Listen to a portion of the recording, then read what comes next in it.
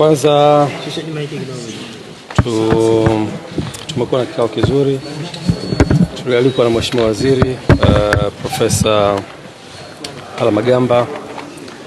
Kabudi, na mkutano huu ulikuwa unataka kujua nini ambacho Club ya Young Africans inakiendea kwenye discussion ya mchezo wa 184 dhidi ya Simba uliopangwa kucheza tarehe 8 mwezi wa 3 2025. Uongozi wa Club ya Young Africans pamoja na ukiwa umeambatana na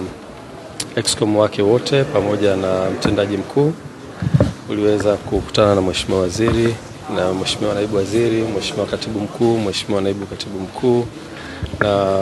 mwenyekiti wa Baraza la Michezo la Taifa kwa ajili ya kujadili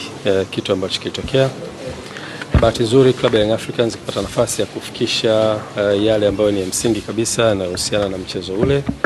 na baada ya kufanya hivyo platform ambayo Mheshimiwa Waziri na jopo lake walitengeneza, dhamira yake kubwa ilikuwa ni kusikia nini kinachotoka kwa viongozi wa Young Africans,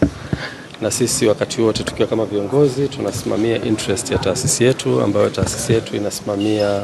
wanachama na timu kwa ujumla. Kwa hiyo tulikwenda kufikisha ujumbe wetu unaohusiana na position yetu kama taasisi, lakini pia Mheshimiwa Waziri na timu yake wakatusikiliza kwa kirefu, wakapata nafasi ya kuuliza maswali, kutaka kujua, na tuliweza kufikisha ujumbe wetu vizuri. Na Mheshimiwa Waziri alikuwa na mwanzo mzuri kwa kueleza kwamba platform hiyo sio platform inaweza kufanya maamuzi, isipokuwa ni platform ya kutafuta solution ya tatizo ambalo limetokea.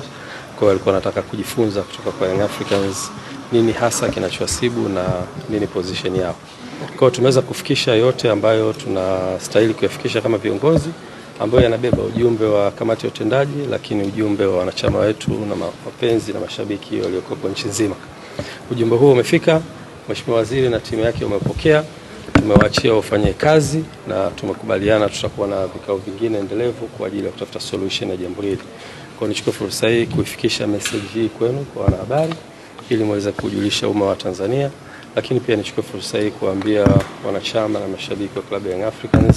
sisi tuko hapa kwa ajili ya kusimamia interest za taasisi yetu,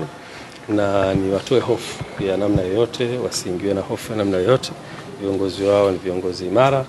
na wako hapa kwa ajili ya kusimamia interest ya taasisi. Kwa hivyo wakae kwa kutulia, na solution itakapopatikana tutaweza kurudi kwao na kuwajulisha.